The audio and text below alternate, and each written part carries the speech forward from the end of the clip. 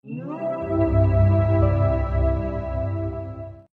Mansur atau Tengku Cidirbe, dikenal di Aceh sebagai Tengku Cidirbe, tapi di dalam sejarah lebih dikenal sebagai Daeng Mansur.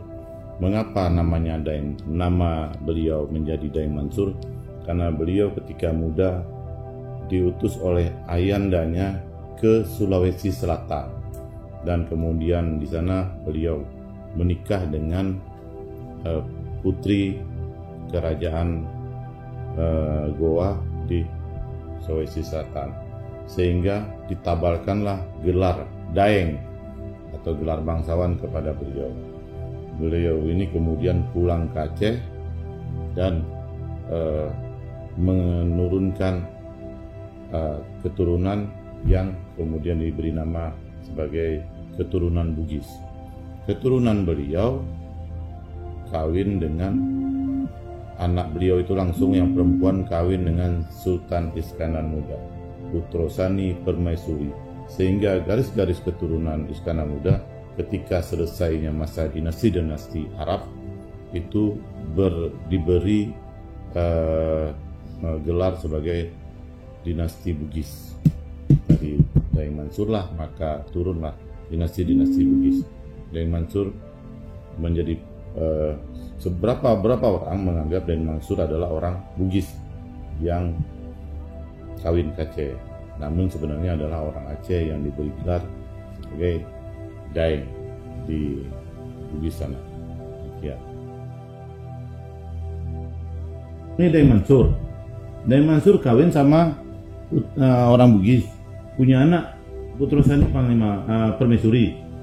Si Al-Kahar punya anak Abang Abdul Jalil. Abang Abdul Jalil punya anak namanya Sultan Mansur. Sultan Mansur kawinkan sama putri anak si Taidu Mukamil, kawin lahir Iskandar Muda.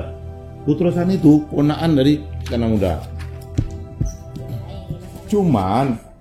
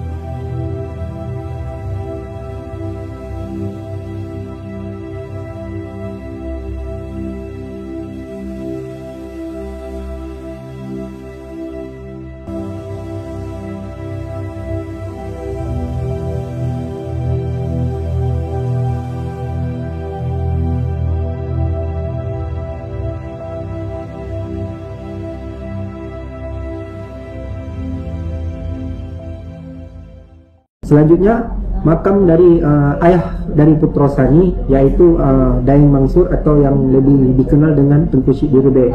Nah, Tengku Cidirbe sendiri terdapat di Menasah Raya Rebe, Kecamatan Delima.